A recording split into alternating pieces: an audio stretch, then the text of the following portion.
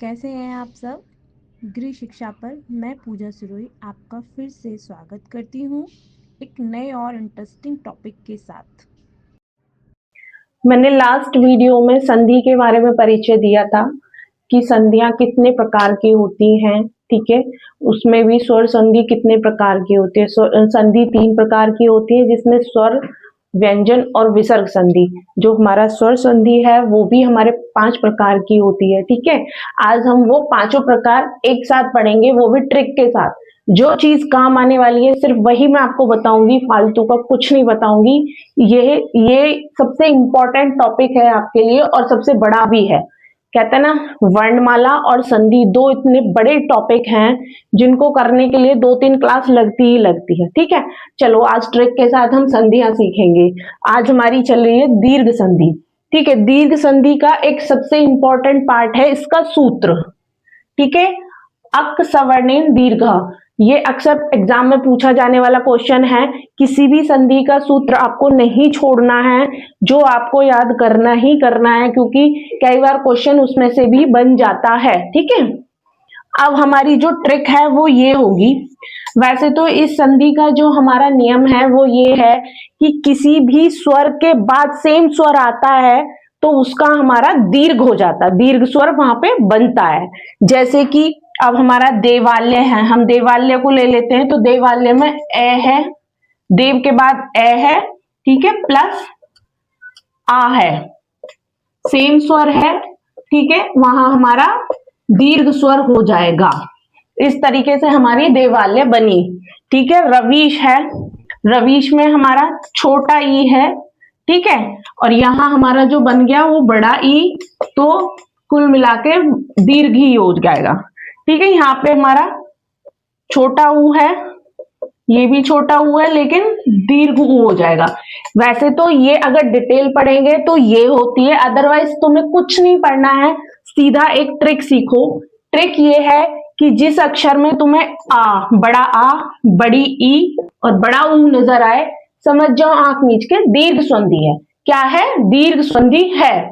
आ, बड़ा आ, छोटी बड़ा ई और बड़ा ऊ आए, आंख मीच के समझ जाओ वहां हमारी दीर्घ संधि होगी। अब यहाँ देखिए, देवालय में हमारा बड़ा आ, रवीश में हमारी बड़ी ई और भानुदय में हमारा बड़ा ऊ, तो आंख मीच के आप लगा कर आना, यह हमारी दीर्घ संधि ही होगी। ठीक है, अब हमारी आती है गुण संधि। कौन सी आती है? गुण संधि। ठीक है, गुण संधि का ये सूत्र है जो आपको याद करना ही करना है, जो पेपर में पूछा जाता है, ज्यादातर पूछा जाता है। सूत्र आपके सभी संधियों के आपको याद होने चाहिए, जो आपको कभी भी पूछे जा सकते हैं। ठीक है, अब हम बात करते हैं ट्रिक्स की।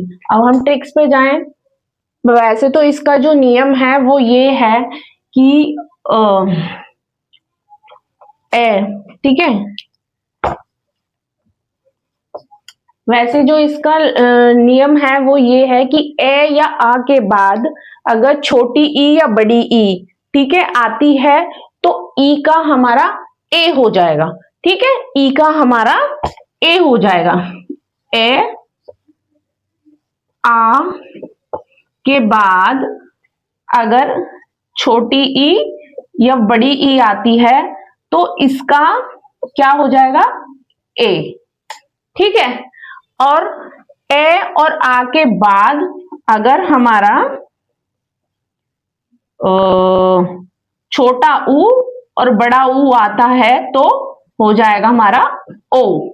ठीक है, इसका जो नियम है वैसे तो वो ये है। ठीक है, अब बात अगर री आता है, री का हो जाएगा हमारा ये। ठीक है, तो हमारा जो अब ट्रिक के ऊपर हमारा क्वेश्चन था, ट्रिक के ऊपर, तो ट्रिक के ऊपर जो था वो ये था कि बाकी सारी चीजें आप जाओ भूल, ज्यादा दिमाग खराब करने की या ज्यादा दिमाग लगाने की जरूरत ही क्या है, जब हमारी छोटी सी ट्रिक से काम हो रहा है। तो हमें क्या करना है, ये और ये, ठीक है, याद रखने हैं।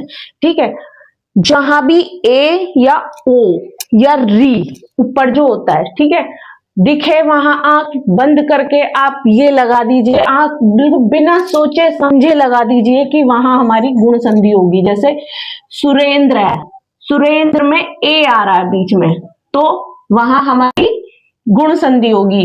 ओ, परोपकार, परोपकार में ओ आ रहा है, वहां हमारी गुण संधि होगी। देवर ऋषि, देवर ऋषि में री आ रहा है, तो वहां हमारी गुण संधि होगी। अगर महर्षि भी लिखेंगे हम तो भी हमारा री आ रहा है, वहां भी हमारी गुण संधि होगी।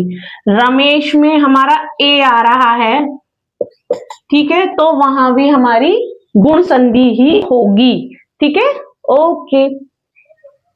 अब हमारी संधि आती है वृद्धि संधि।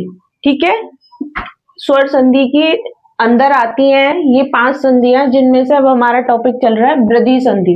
ठीक है, वृद्धि संधि का ना एक सूत्र है जो आपको याद करना ही करना है। ये जो सूत्र मैं आपको हर संधि में पढ़ा रही हूँ ना, ये बहुत इंपॉर्टेंट है, इन्हें हमें आपको याद करना ही करना होगा। ठीक है, इनके ऊपर भी क्वेश्चन बनते हैं। ये है वृद्धि रेची, वृद्धि रेची। ठीक है, अब जो बात कर रहे हैं हम, इसमें बात कर रहे हैं कि इसका जो नियम है वो क्या है। इसका नियम ये है कि अ और आ के बाद अगर ये, ठीक है, या फिर ओ या यो, ठीक है, आता है तो हमारा दीर्घ स्वर हो जाएगा, सेम दीर्घ स्वर हो जाएगा, ए और ओ। ठीक है, ये इसका नियम है। ठीक है, पूरे उसमें।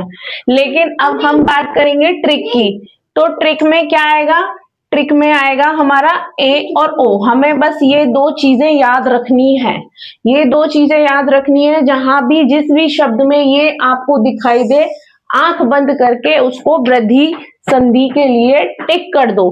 ठीक है, जैसे बड़ा का पे 2 मात्रा यानी बड़ी मात्रा, महोज।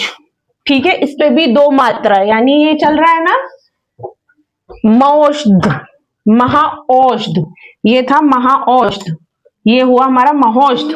ठीक है, इसमें भी 2 मात्रा है। ये सिंपल सी ट्रिक है, हमेशा याद रखोगे, आपको कभी भी इसका कोई भी नंबर छूटने वाला नहीं है। वृद्धि संधि। ठीक है, ऑल द बेस्ट।